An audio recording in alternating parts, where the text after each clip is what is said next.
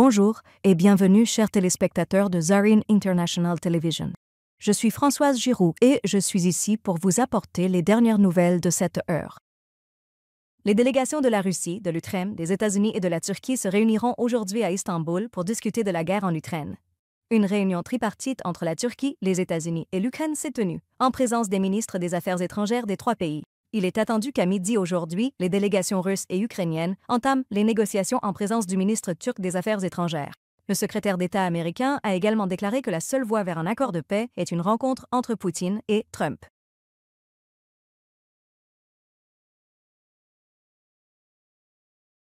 Pour la première fois depuis le retour des talibans au pouvoir, les ministres des Affaires étrangères des talibans et de l'Inde ont eu un entretien téléphonique.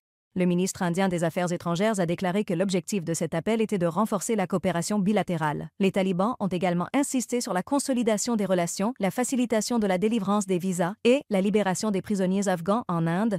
Cependant, des militants afghans ont mis en garde contre les conséquences d'un rapprochement entre l'Inde et les talibans.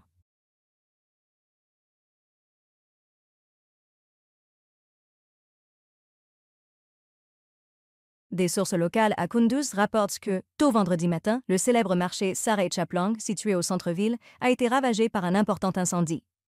Au moment où ces vidéos ont été reçues, malgré la présence des équipes de pompiers sur place, l'incendie se poursuivait. Toujours. La cause exacte de cet incendie n'a pas encore été déterminée.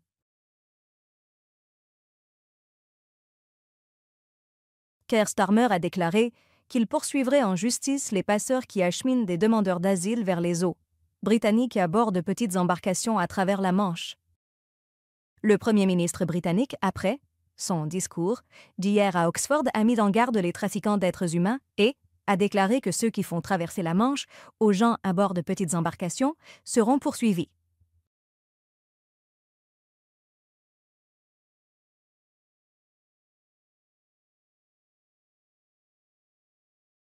Les autorités militaires pakistanaises ont annoncé que lors de l'affrontement aérien dans la nuit du 6 au 7 mai, une femme pilote pakistanaise a participé à l'opération qui a abouti à l'abattage de 6 chasseurs indiens, dont des avions de chasse Rafale.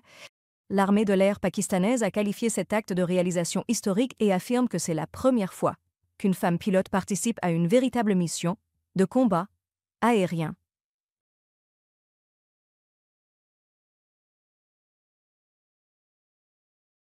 Tabasa.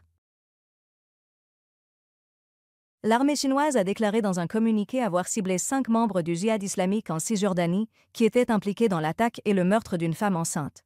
Dans ce communiqué, il est précisé que les personnes tuées étaient des membres de la branche militaire du groupe djihad islamique et qu'elles ont été abattues après un échange de tirs.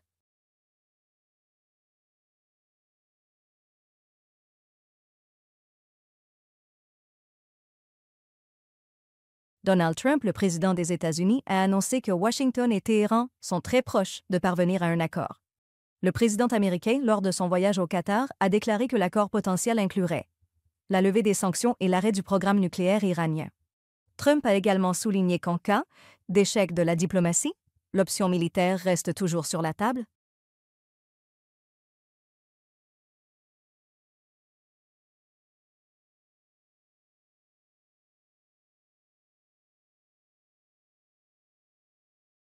Merci, chers téléspectateurs, pour votre soutien continu.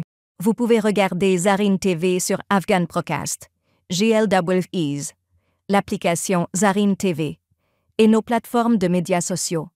Jusqu'à la prochaine fois, puissiez-vous être enveloppés dans la paix et la miséricorde du divin. Prenez soin de vous et que les bénédictions accompagnent toujours votre chemin.